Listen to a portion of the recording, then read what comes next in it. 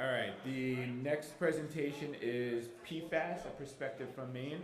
I think everyone in New England is fully aware of kind of the challenges that are happening in Maine and how they can maybe give us some information on what's going on in other states and especially Connecticut. So today we have coming down from Maine, Terry Tucker. Terry's been in the water wastewater industry for over 10 years, been a compliance officer with the York Sewer District for 5 years before entering the world of water wastewater. She was a paralegal for 9 years, and currently Terry is the president of the Maine Water Environment Association. We also have with us Scott Firman. Scott is the director of wastewater services for the Portland Water District in Portland, Maine. The Portland Water District provides drinking water and wastewater services to the greater Portland area. Scott has been at the forefront of the PFAS issue. Scott is the NUIA incoming president.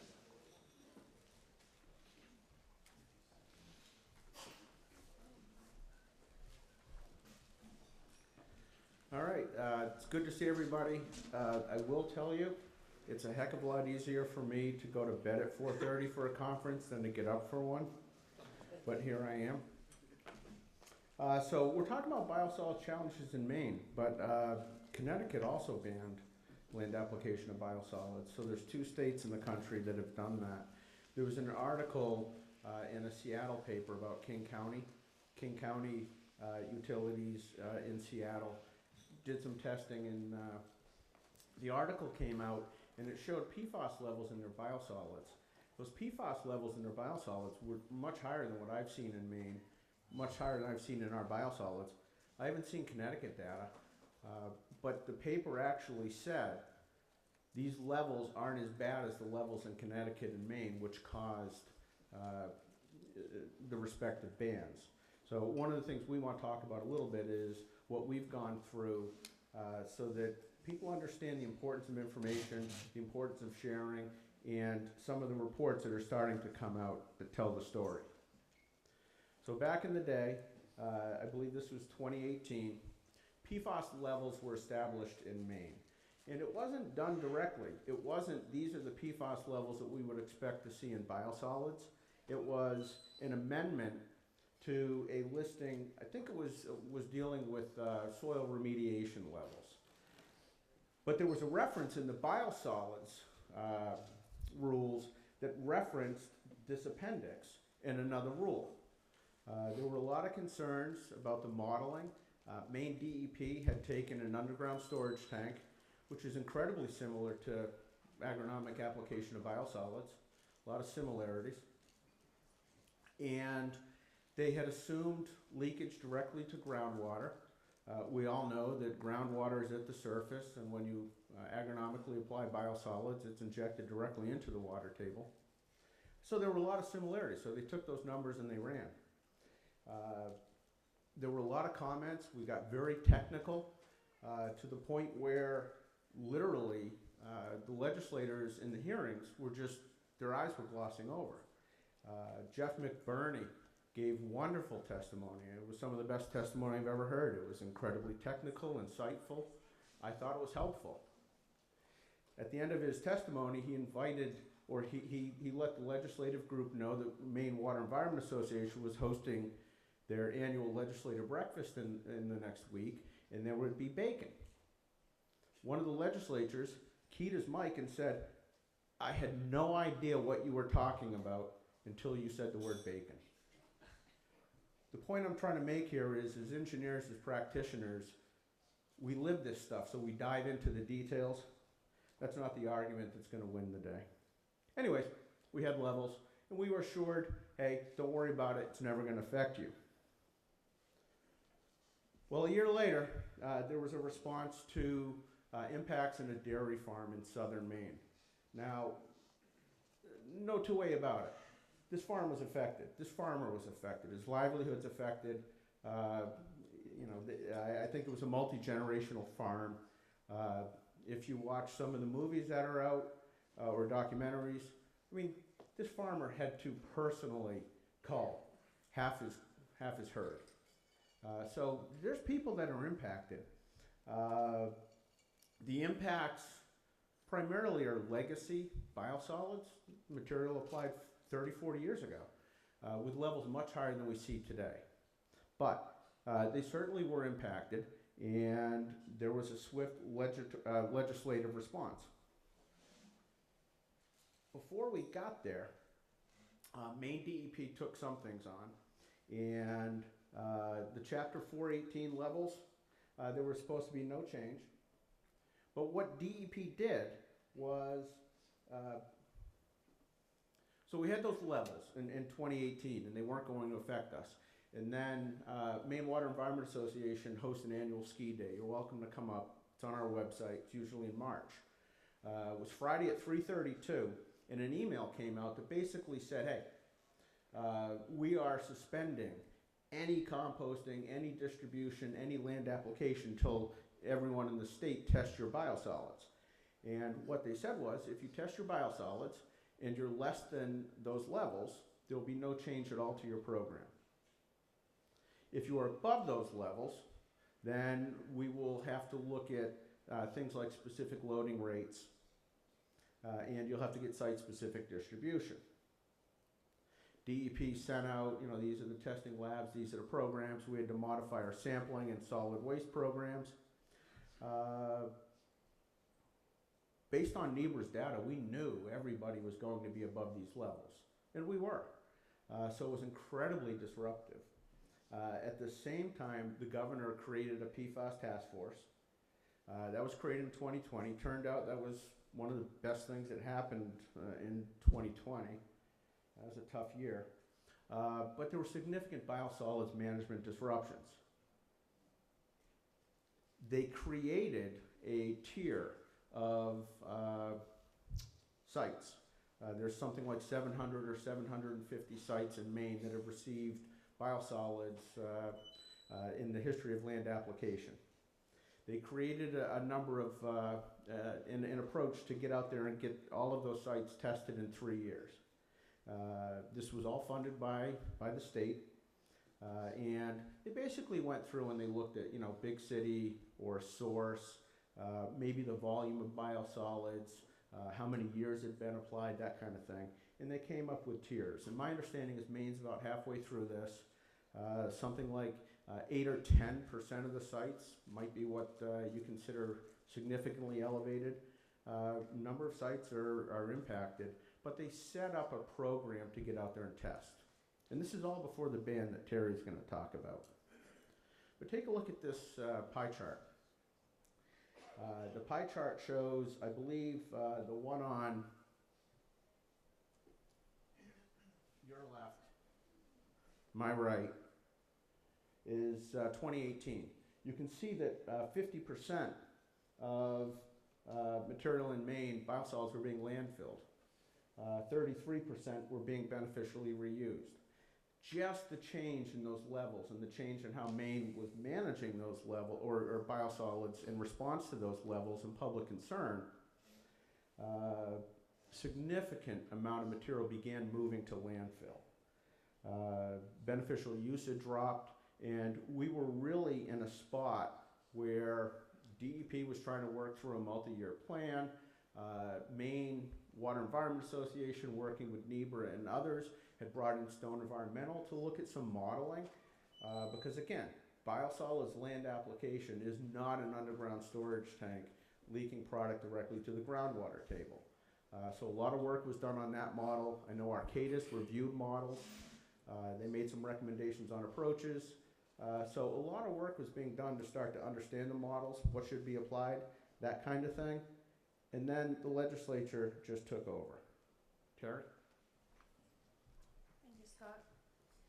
So then comes in 2022, LD 1911, legislation that came out to ban all biosolids, land application of biosolids.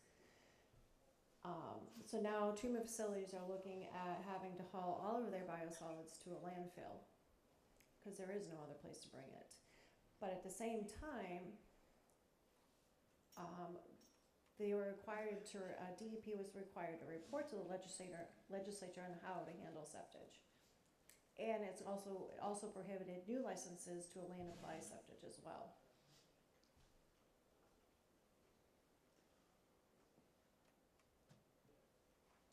In addition to 1911 came 1639 at the same exact time to limit out-of-state bulky waste, which is also going to create its own problems, as I'm going to go through in a minute. When you limit bulky waste at a landfill and you have wet biosolids, what do you think is going to happen? It's not pretty.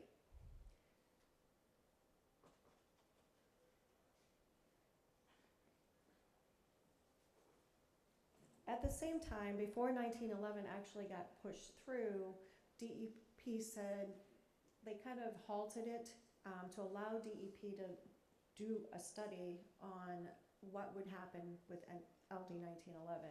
So they did put a halt on LD 1911 for a short time in order for DEP to submit their study on all of this. Was there anything else in relation to that study, Scott, on the septage that DEP did? Yeah, the only thing, a positive that came out of this study, and one of the points we're trying to make, is the more information you have, the better off you're going to be. This study actually pointed out that septage contains Pfas, but there was recognition that what had happened with a hard stop on biosolids land application had created a significant issue. Over half of Maine are on septic systems.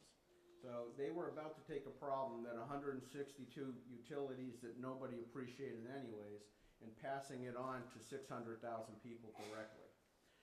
So what they said was, you can continue land applying septage.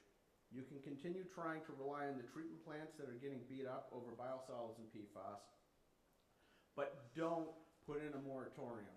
But at the same time, don't expand that. So even Maine learned from the drastic step that they took with LD 1911.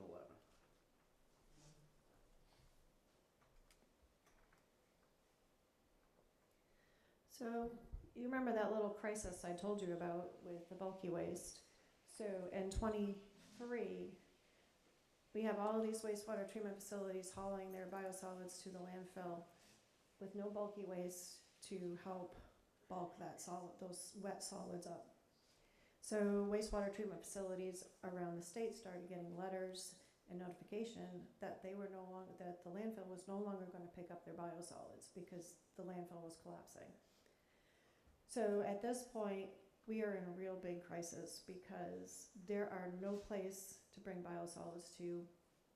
The landfill wasn't accepting it. Where else are you going to bring it to? So now we had facilities in southern Maine that were actually piling their biosolids in their yard because there was no place to haul it. So Maria got together and we quickly acted on this as quickly as we could to go before the legislature to say, hey, we need something done now because if we don't do something, this state is going to be in a real bad shape environmentally. So we were able, after it was several hours, long nights and days, working to come up with LD 718 to put a 2-year pause on LD 1639 to be able to allow out-of-state bulky waste to still come in so that we could continue to haul those biosolids to the landfill. And then we would try to allow the state a little bit more time to come up with a plan and figure out how we're going to handle biosolids in the future going forward. Here we are again, 2 years later. The bill's back out at the legislature. We're still trying to get another pause on the bill because we still need more time, mainly because we need funding. We need more time to allow projects to come into place.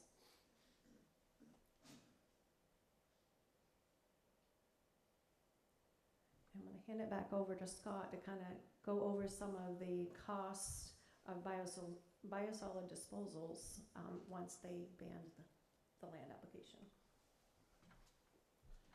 So like I was saying earlier, right, as practitioners, we dig deep into the technical stuff, arcane details, partitioning coefficients and modeling, all of the things that really make what we do worth doing, right? But the outside world doesn't care about those things. We also said this is going to cost more. The outside world, our ratepayers, really don't appreciate cost, and they really don't appreciate the impact of cost. So we're doubling down on this is going to cost, it's going to be more challenging. I believe that the challenge that we had in relying on Canada just really illustrates costs are going to be a challenge. The good news is we can deal with costs, right? We have ratepayers. You raise rates, that's what your costs are, and ultimately, I mean, you know, it may cost a career or two, but there's a solution there. Not being able to go anywhere with biosolids, I had a reporter called, and the reporter said, well, what does this mean? And I said, well, think of a treatment plant as a 10-pound bag. And then the old joke, you know, how much can you fit into a 10-pound bag? Well, the answer is 10 pounds. At 11 pounds, the bag may hold it, but eventually that bag's going to fail. Treatment plants are the same way. We're building up inventories, we treat pollution, then ultimately they're going to fail. So one of the first things, what we're doing is being taken for granted. We've done such a good job of cleaning the water. Nobody remembers what it was like. Nobody remembers that we're providing a basic service that's actually quite successful. The challenge in doing that is we're generating residuals, which historically were relatively easy to manage. During the crisis where biosolids couldn't move, and it wasn't just the landfill couldn't take it, it was how do you get to Canada? Because a lot of the haulers had local in-state haulers that were really good at making 2-hour trips, but when you had to make a 6, 7, or 8-hour trip and you had to cross an international border, that's now a whole different set of logistics. It's different record keeping, different requirements, different logging. So it really created a logistics network within the transportation as well. Not appreciated at all. We were accused of scandalizing Canada over this. I'm not sure what that means, but I feel really bad, although less bad about it now. And then the idea that this stuff is generated every day for something we all appreciate and take for granted, that to me is the big challenge here, is where does this stuff go? There's definitely a cost impact, and there's going to be a cost impact. And CDM Smith generated a great study for NACWA that showed the immediate cost increase associated with this. These were just costs. Our costs have doubled in a 3-year period. The cost of managing biosolids have gone up at the Portland Water District. And not only have the costs gone up, but we used to be able to call the hauler 24 hours a day, especially if it was snowing, especially if it was snowing on a holiday. And they would show up, they would take the material. I could put a ton in it. I could put 30 tons in it. It didn't matter. They had a contract. It was very one-sided. It's no longer like that. Our contracts are now limited by hours. We can only fill between 4 a.m. and 11 a.m. And that's so they need to be able to get to a landfill where there's bulky waste waiting, and they need to be able to incorporate it that day. They're not hauling on weekends or on Sundays anymore because the landfill's not open. They're trying to make things as efficient as possible because their costs are going up. Given some of these challenges, there's now a fee at the end of the month. If we don't average 28 wet tons per trailer, we pay for that airspace. So not only have our costs gone up, but our ability to get biosolids out of the plant have dramatically decreased.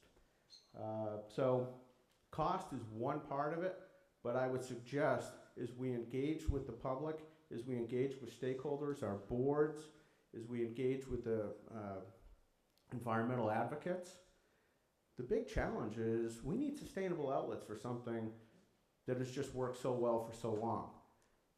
During what we call the sludge crisis, we began looking, where can we send this material? I used to work at Passaic Valley Sewage Commissioners in Newark. I helped start up their liquid hauling program, where we took material from, I believe, 13 states at the time. We had utilities actually calling them. We were looking for rail sidings. We were trying to figure out how do you get to a landfill in Virginia. Connecticut, I mean, your capacity is generally spoken for with incinerators. You're not looking for a bunch of sludge from Maine right now. Rhode Island certainly isn't. Massachusetts, they export most of their material somewhere. So there's just not a lot of outlets to manage biosolids, and there's absolutely no understanding that our entire biosolids and solids waste management program is a house of cards. So the value of completing reports. Terry? So with all of this information and working with the legislature and the E&R committee,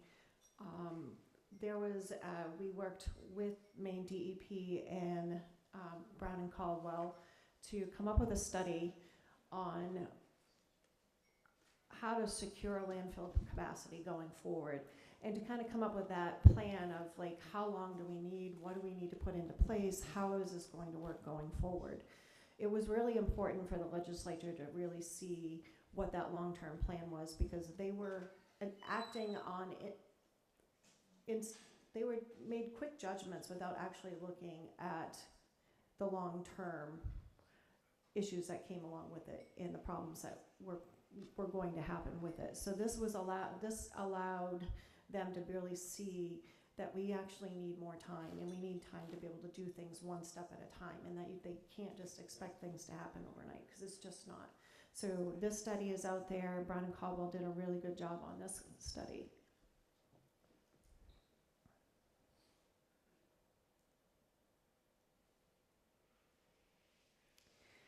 The next few slides are slides that the Maine DEP did, and they presented this at the NUIA conference in January about some of the projects that are currently going on in the state of Maine right now.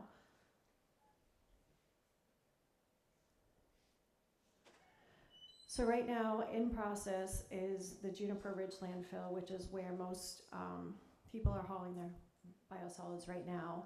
And they're looking at a landfill expansion. This is really a temporary issue until we can get more projects up and running. There's pilot studies out there that are still kind of hanging out there that haven't really come into play yet, but we're working on things. But the expansion will allow us a little bit more time.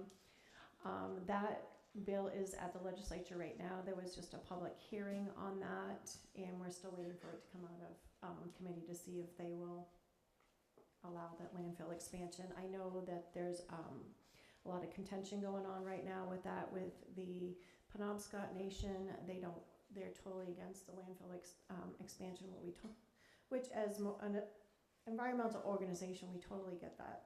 This is the last thing that we want, is to expand the landfill. But right now, our hands are tied, and we really don't have a lot of options. They've been talking about doing, regional facilities, like for dryers and digesters. If we can get a digester in Brunswick, that would help with some of the state generation as well. That's still kind of out there. There's some issues with that going on right now too.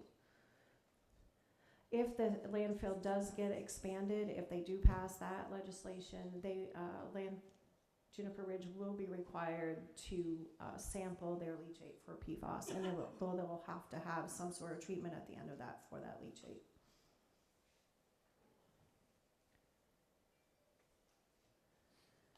Sanford Sewage District is working with Aries Clean Technology to put in a sludge dryer.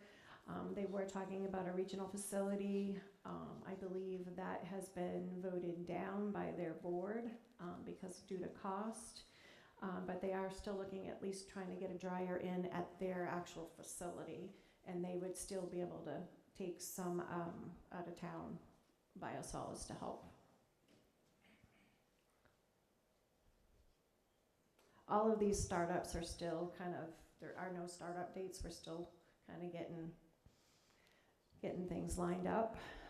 The other one is Anson Madison. They're actually in a current pilot study right now. They're continuing their pilot study for PFAS destruction. It seems to be going pretty well. I don't know when they are planning on starting that up, but if they do, they would be able to take about 50 wet tons a day, which is about 21% of the state generation.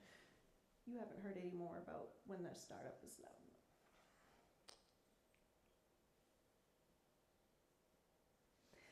Our district, York Sewer, we've been working with Beyond the Dome for supercritical water oxidation. Our pilot study is scheduled to go in next year. We haven't really quite heard yet, but we're hoping for next year. If we can get that pilot study and if that works for PFAS destruction, then we could take about 6.3 wet tons a day. In theory, if it works, that would be about 3% of the state generation. So we could probably take some surrounding community biosolids. And then we have Portland Water District, who's also working on a sludge dryer project. That's going to be located at Maine. And they would be able to take 50% of the state generation if that goes in. Do you know when the startup is for that, Scott? Or have you heard? We're still in the development stage. Still in development stages.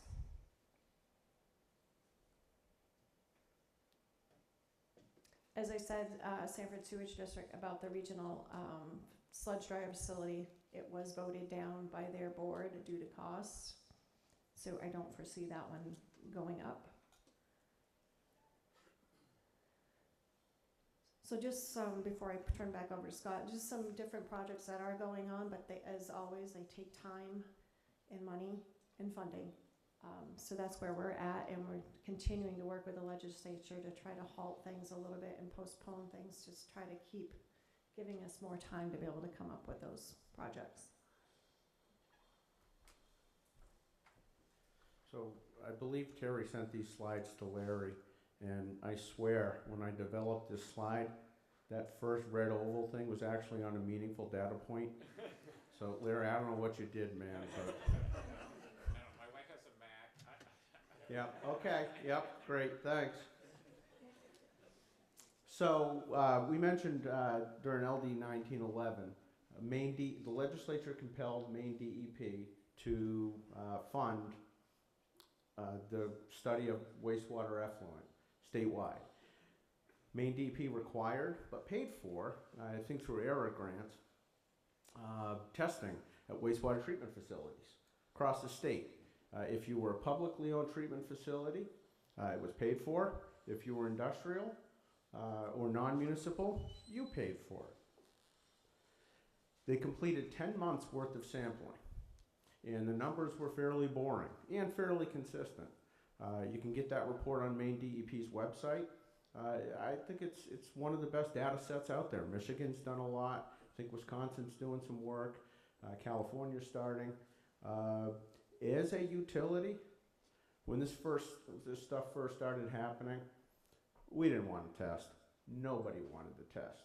When I talk at things like this, when I talk to people nationally, test, test, test, test, test, test, test, test, test, test, test, test, and then test some more, and then test after that. Getting information shows you're engaged. The one thing we can do right now with PFAS is try to understand it. And then once you understand it, you can communicate it. Our results, Maine has 6 PFAS, and they created a state drinking water level of 20 parts per trillion for those 6. That's been preempted by the federal MCLs. But we have data now. And again, all of the treatment plants were tested. Maine DEP then went and said, hey, we've got some more money and we'd like to understand this issue a little bit better. They started looking at some of the larger discharges of PFAS from a loading perspective. The Portland Water District, our numbers were really boring at all 4 of our treatment plants. We have a treatment plant on an island. It's a small SBR. We've got the state's largest, which is the East End facility, 20 MGD, probably tiny by many of your standards. We have a 4.5 MGD facility in Westbrook, and we have a purely residential treatment facility in Cape Elizabeth. All of them were about 20 parts per trillion for the main 6. But as you know, loading uses my favorite formula, the Pounds formula, and it's based on loading. Loading is concentration flow times 8.34. So if you're average, but you've got more flow than anybody else, you make it to a list of large dischargers. DP came to us and said, hey, we'd like to go up into the collection system and start looking at industrial sources. We said, fine, we'll do that, but we also want to test what we call our DOMCOM area. So when we generate local limits, we like to understand what the base loading is, so we test neighborhoods. And in that neighborhood, we set up sampling. And you can see some things on here, like somebody says, aha, the paper mill landfill, 1,781 parts per trillion. Yeah, but they're like 20,000 gallons a day out of 20 MGD. They're about 3% of our loading. Sure, we could focus on that, but our PFAS numbers aren't changing. You look at the rest of the numbers, and I mean, there's some work to do. When we go out now with industrial pretreatment, we do our annual inspection. We say there aren't limits right now, but there's a lot of attention on this. So if you're not paying attention to this, you will be at some point. Get ahead of it. Now, if Larry's wife's Mac hadn't messed up my slide, what you would see is, got to orient. This line right here. So imagine those circles are moved down one. The wastewater treatment facility influent was 21.4. I don't know what happened to this slide. Maybe Larry didn't mess it up. I changed some numbers just to kind of, mess with you. 21.4 parts per trillion was our influent number at the East End facility. You can see down at the bottom, neither of us messed that one up. 21.5 parts per trillion. So, in Portland, Maine, when you look at where PFAS is coming from, it's coming from you, me, and our neighbors. In Portland, Maine, this is a problem of PFAS just being everywhere, being used in our products. I just bought a new pair of Lululemon pants. Man, I love the things. They make presentations so much more enjoyable. But I'm sure they're drenched in PFAS. It's everywhere. This isn't an IPT issue. This isn't a source control issue. This is getting out ahead of it. But when you try to do that, right, Maine's a small state. People like to go there. Maybe you see a moose, depending on where you are. Try to grab a lobster roll. If you're really good at it, maybe you just get a lobster and go at it. Go to one of our wonderful microbreweries. We don't get noticed for much else, unless you try to create a product stewardship law that requires reporting. So the little tiny state of Maine has really pissed off the world, because when you try to get reporting on products and you look at supply chains today, it's just so difficult to try to get ahead of this stuff. And products that are supposed to be PFAS free, oftentimes, because of supply chain, you'll find PFAS. So currently, are you doing this one? So in the legislature right now, we have been working with Maine DEP on a $50 million bond, which is just kind of a small start for funding. You know how they say you keep your friends close, your enemies closer? Well, there's some organizations in Maine that have been our nemesis from the get-go, but trying to get them on board with the funding was actually relatively easy, because now they're like, well, if you get your funding, then we can do what we're asking you to do. So getting all those organizations on board and presenting this to the legislature, to the Appropriations Committee for a $50 million bond. Right now, we're just waiting for the governor to issue her budget, and we'll know whether or not this passes or not. If it does, then it will go out to the voters in November, and then we'll do more advocating, and hopefully it will. And DEP will have some criteria on this $50 million bond and who can what it's used for, and it will be used specifically for volume reduction on biosolids. So whether that's a regional dryer facility or a local dryer. We're uncertain at this point as to how that will be, but it will be focused solely on volume reduction. And then again, on the temporary allowance to put another pause on that bulky waste bill. We had our public hearing last week, and we're just waiting to see how that comes out of committee at this point.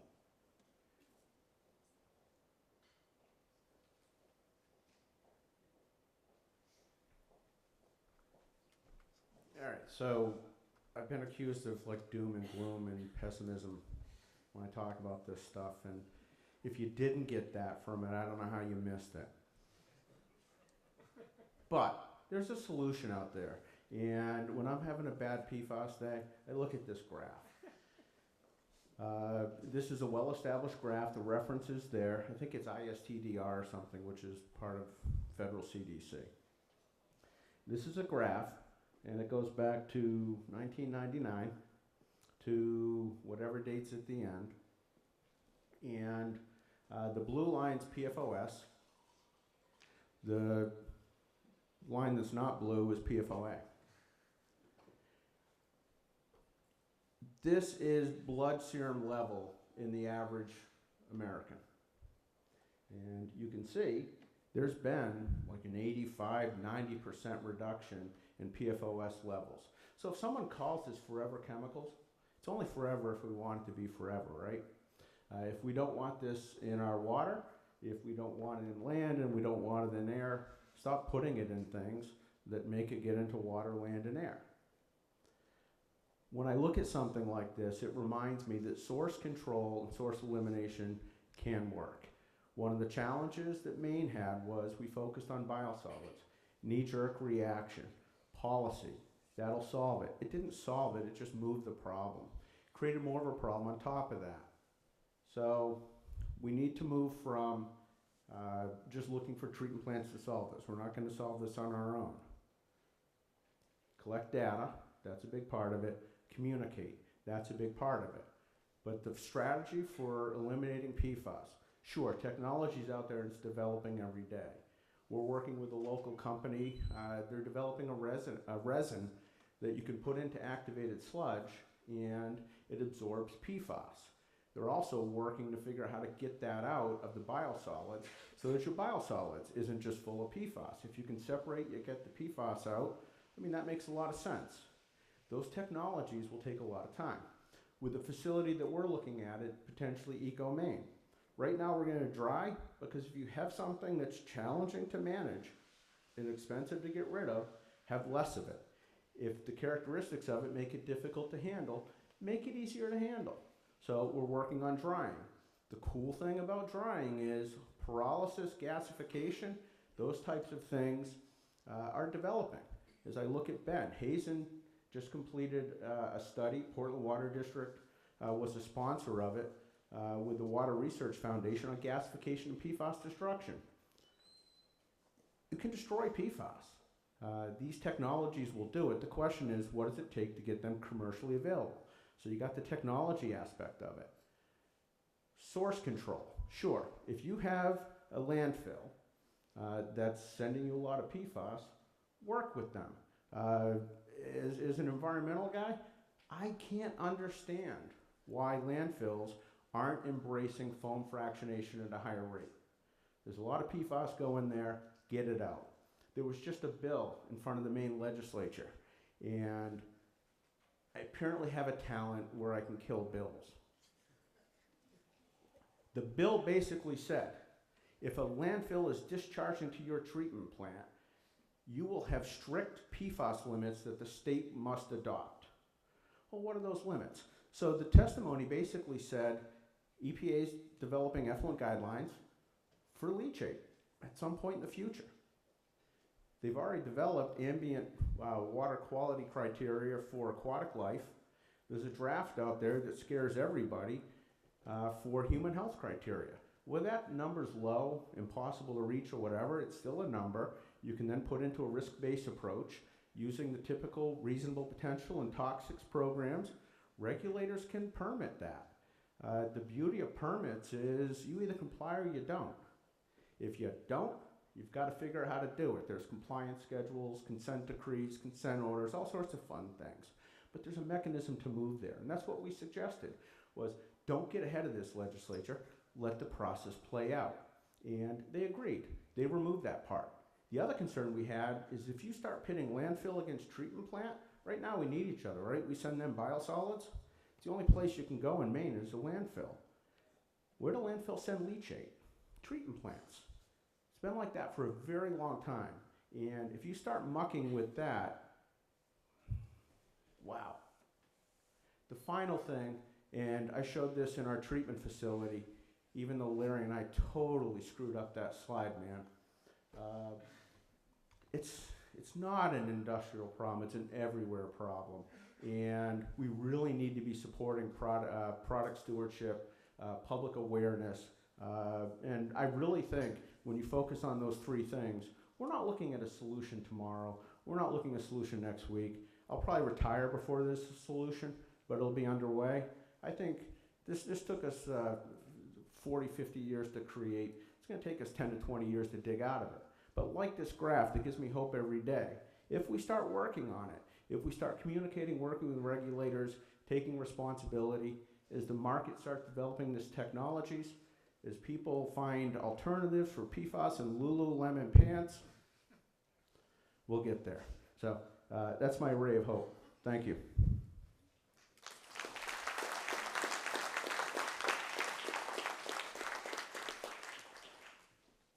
How you doing? Good, good. Very good presentation, I must say. Do you have any data in Maine to understand what the burden of PFAS going into POTWs might be from just its very presence in public water supplies? I mean, so public water supplies have been testing in Maine for some time.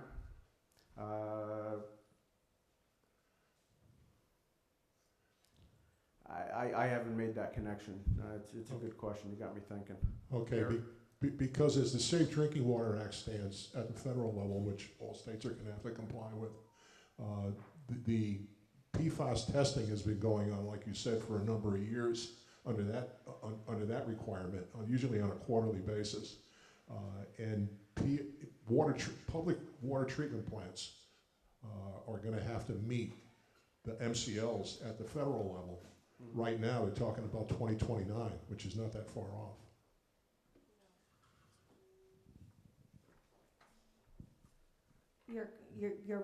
You are correct on that one. And I know some drinking water facilities in Maine right now are working on PFAS removal on the drinking water.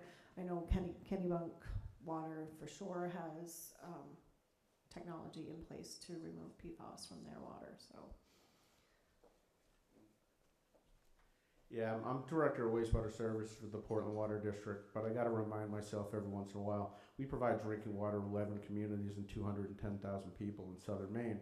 We've tested our wastewater, our source water, and we're non-detect on PFAS. So I think part of my staring back at you when you ask a question like that is we've got nothing or very low levels in our influent, or the drinking water. We've got 21 parts per trillion in our wastewater. The only difference between our source water, drinking water, and the influent to our wastewater treatment plant is what we all do to that water while we're using it. So we chatted about this a little bit in the discussion. I thought it was interesting your approach, and basically I was like saying to you, like Scott, so it's like difficult for utility owners to do any capital projects now with like there's so much uncertainty in the future. And you were talking about an approach you're taking, which sounded maybe helpful to the group. Maybe you could elaborate on that. So when you're dealing with something like this, like the study we're doing, we're currently paying, I think, $142 a wet ton. Those costs were $60, $65 4 years ago. So they've more than doubled. But with the landfill availability, and my sense is there's a lot of vendors out, like the larger contractors or companies that can help manage biosolids. I think they're connecting with companies or utilities like the Portland Water District, right? If we can get you in at this rate, as our project develops, maybe you're interested in being part of what we're doing. My sense is the prices right now are artificially low. So they were going way up, they've stabilized, and what I'm seeing is people are no longer fearing the $240, $280 per wet ton that Massachusetts is paying. I don't know what you're paying in Connecticut with incinerators. But those prices are lower right now. So our expectations have reverted back to lower prices.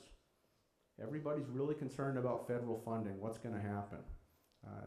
I look at it as an opportunity possibly to understand what the full cost of treatment is, what the full cost of having reliable biosolids services into the future might be.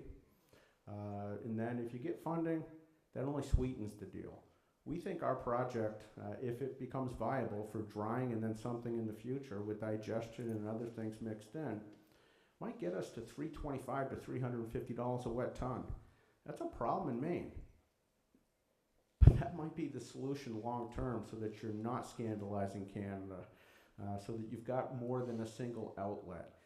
We've really got to change our mindset on how we're approaching projects. And that's an uphill battle. I don't know if I answered your question. Quick question about, so Melissa talked about how Connecticut's starting to fund testing of farm soils for PFAS. That website has a lot of language about like them coming from biosolids, which is wastewater treatment. Just curious about your thoughts around this, or how we can message things better to not be the bad guy, or what might come out of this. That's a good question, Vanessa. I think really the messaging is to be honest about what's happening, what's going on, and try to get ahead of things. But really, honesty is the biggest key, and let them know, you know, this is what's happening. And it's unfortunate that farms are getting hurt by this as much as wastewater treatment facilities. But yeah, it's been rough for the farms in Maine for sure. And I know that DEP's been working with them and trying to offer funding for cleanup and different various things. But yeah, getting that message out ahead of time and just being honest about what's going on, I think is really important. And then I'm staring at the NUIPIC booth back there. They're working on this challenge, and they're linked in directly with commissioners, DP folks that are struggling with this. Maine has done a lot of testing. I'm assuming there's Connecticut folks that are part of the NUIA group, or I'm sorry, NUIPIC group, that might be able to ask that question directly. And the more we see regulators sharing and making sure that we're collecting information, looking at it in a similar fashion is a big deal. We didn't mention it, but Massachusetts has taken on the biosolids study that Maine started. They've got a 2-part study out there. They've got a wonderful infographic that shows all the treatment facilities across Massachusetts with arrows showing how far biosolids travels. And biosolids are disposed in a handful of locations for Massachusetts, just exemplifying how important it is to maintain those outlets as long as we can. And as you test farms and you understand them, the data is the data. Putting into context becomes the challenge. And again, I think NUIPIC might be able to help with something like that. Not to put NUIPIC on the spot, but I did. If you could tell Susan that Terry said that.